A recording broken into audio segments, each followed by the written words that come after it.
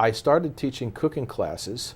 I was asked by one of the main stores in Houston that offered cooking classes if I could fill in as a culinary instructor, and I had never done that.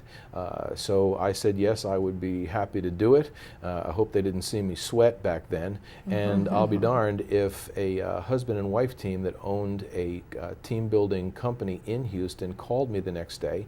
They said that they were given a gift of that particular cooking class and wondered, and this is back in 2000 when team building wasn't a corporate household type of phrase. And I don't know that anybody was doing it via cooking. And he said, I wondered if you could use your same demeanor and come and have an appointment with this major oil corporation in Houston and try to fuse the two together. The client, the head of that division, the creative communications division, said, and they hate each other. She didn't say they're just not working well together. I mean, I was cold cocked.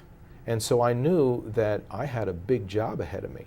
And it was unbelievable. And so from that point on, that team building company started to contract me to do team building through cooking. And then I kind of grew into it and understood more and more what I could do as a culinary facilitator. And one of the main things I did was I took the recipes out of it.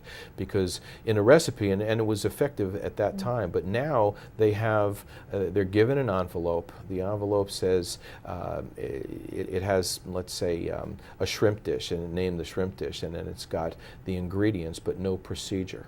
And that's when I go around, as Kim said, and I give a quick dissertation on how to prepare that item and say, okay, fine, now I'll be back, but collectively you've got to, start working on this. And it's kind of like the old plate spinner on Ed Sullivan.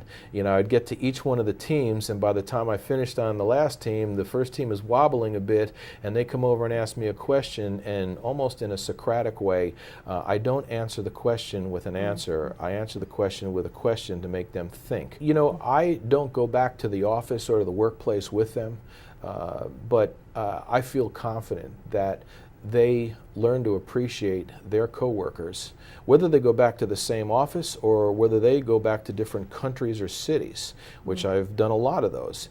They learn that you have to appreciate people for reasons other than what their common denominator is, and that is the work that they do.